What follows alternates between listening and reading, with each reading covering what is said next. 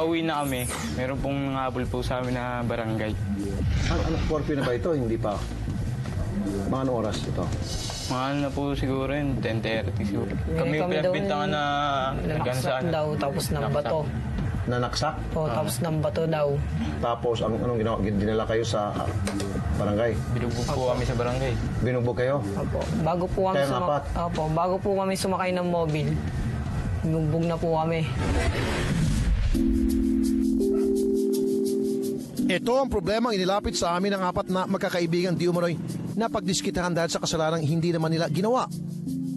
At ang mga itinuturo nilang umabuso raw ng kanilang karapatan mismo mga tauhan ng barangay. Dahil sa hindi katanggap-tanggap na sinapit, sa wanted na sila lumapit.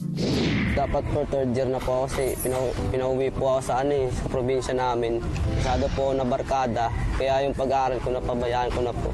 Kala ko sana pag nakatapos ako ng high school, magmamasada po para makatulong po sa mga magulang ko po.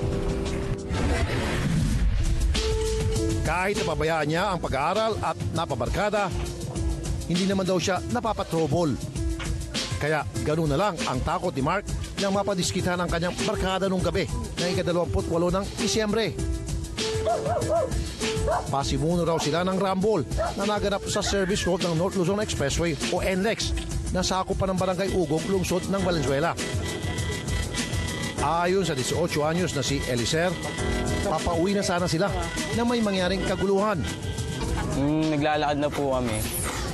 Bigla pong may humabol po sa aming motor. Pinaputukan po kami nun 2 beses. Yung dalawa po naiiwan po sa likod eh. Yung dalawang kasama ko. Sila po yung pinaputukan. Nakamotor na yun. Po, nagsitakbuhan po kami. Tago kami. Sa takot nga ng iba, makit na sa bubong.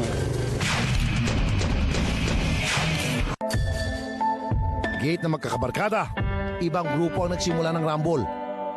Pero na magkahulihan na, kabilang sila sa napagdiskita ng mga tauhan ng barangay.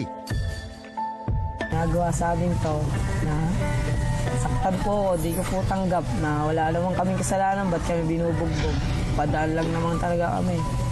Kasi po pagkadating po lang sa barangay, sinadyaan po ako sa tanong nagre-reklamo po. Pagkas na po ako tadyaan, nakita ko po yung mga kasama ko, pinaupo po. May tinatakbo ko nung isang barangay sa loob. Doon niya po akong binulpe. May pagdating ko sa may loob ng pinalo po ako sa lab book po sa ulo. Saan niya po ako sinikmurahan. Nagtamo ng pasa sa iba't ibang parte ng katawan ang magbabarkada mula umano sa pambubugbog ng mga tauhan ng barangay at sa nagreklamo sa rumble. Marami sila. Anong papel ng driver ni Chairman? Siya po yung nagreklamo po sa amin na kami daw po yung nanaksak sa kanya. Tapos bato po. Sabi po kasi sa amin, kung di daw po kami tumakbo, di daw po kami huli. Eh, binaril po kami. Natural lang po sa amin na taot po kami. Okay. Pero may sumaksak talaga doon sa driver ni Chairman. Di po namin alam. Yun daw po yung Hindi, kasi ang pinagtataka ko, okay, kunyari ilagay natin sitwasyon na ikaw ay si driver. Siyempre, ang ituturo mo, yun talagang totoo magsaksak. Ba't kayo ituturo? Tanong ko lang. Wala nga po siya maturo sa amin. Kundi Maturo sa amin. Wala siya may turo. Okay, very good. Bintang lang, nagbibintang siya sa Bintang lang. Apo. So, kumbaga, nung presenta na kayo sa harap, hindi niya kayo maturo-turo. Apo. Ayun, okay. Tapos si yung driver ni Chairman, nakibugbog din. Opo. Ayun, okay. Tapos may papangtanod. Ang mga itinuturong ng bugbog sa 4 na kabataan ay kinilalang sina Eugene Lazaro, ang personal driver ng kapitan, at ang tanod na si Rogelio Juan. Damay din ang isang nagreklamong nasira raw ang motor sa rumble na si Emmanuel Magkamit.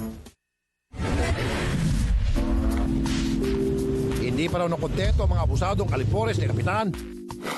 Pinilit pa raw pinapabayaran sa magulang ng mga binatilyo ang mga nasira sa motor ni Eugene at Emmanuel. Dumating na yung mga magulang namin. Inausap sila ng magulang namin. Okay. Saka kayo pinakawalan. Hindi pa po. Kasi Ayaw pinapapirma po makawalan. muna kami doon daw sa sinasabi nila. Anong nakapirma doon? Ano Na nakasagot magbabayad dito? daw kami ng 2.5 dahil daw sa danyos namin. Kahit di Yung naman. sa motor na sinira, Sa motor po. nasira. Sa motor. Eh, Dadalhin daw po kami sa ano eh. Kukulong daw po Opo. kami. Eh, pero ayaw ko lumaki yung ulo nyo, ha? Eh, magbinong na edad, hindi kayo pwedeng din sa kulungan, pero ikaw pwede na. Opo. Okay, pero hindi sa pagpapalakang tenga nyo, ha? Okay? Kayong tatlo, hindi kayo pwede ikulong dahil bata kayo, minor de edad, dapat sa DSWD kayo. Kung totoo man yung sinasabi niya na meron kayo ginawang kasalanan, DSWD hindi pwede sa kulungan. Pananakot lang yon. Upang salaysay. Dahil sa sumbong ng magbabarkada, tinawagan namin ang kapitan ng barangay. Ang kaso po yan, nasa situr na po, yung mga minor na yan, nadaanan ng driver ko na nagkakagulo. Umawat yung driver ko ang nasaksak at siya pong nabato. Kaya po, dinimanda ng driver ko po yung grupo. Na-identify po ba ng driver nyo na talagang sila po yung mga nambato at nanaksak? Sandali po, usapin niyo po yung driver ko kasi po, ito po ang naging victim Bakit siya irereklamo Opo, sir. Sandali po. Magandang gabi po, Barangay Chairman Godofredo de la Cruz. Ang driver ni kapitan na si Eugene Lazaro ang nakausap ko na siya umanong nasaksak ng gabing iyon. Ito ba, ito mga nandito sa amin ngayon, ito mga nagreklamo, sila ba ay na-possibly identify mo na magkaharap-harap kayo sa korte? Kasama po sila, kasama po sila. Hindi, ang ibig sabihin, positibo ba na-identify mo na sila talaga yung involved sa pananaksak sa'yo? Na ituro mo ba? Dahil ano po yung isa pong biktima rin po. Ano po?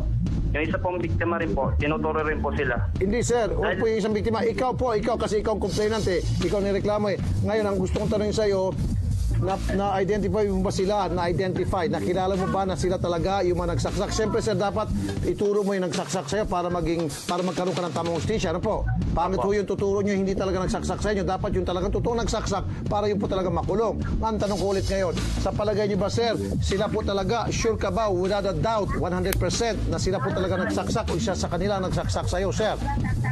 Hindi po. Ayun naman pala, hindi ka sigurado. Pero pinatikim mo agad ang mga binatilyo ng pagsik ng iyong kamao. Susunod, kamao ng Chupernicap. Mas mabagsik pa raw kumasigo kaysa sa amo.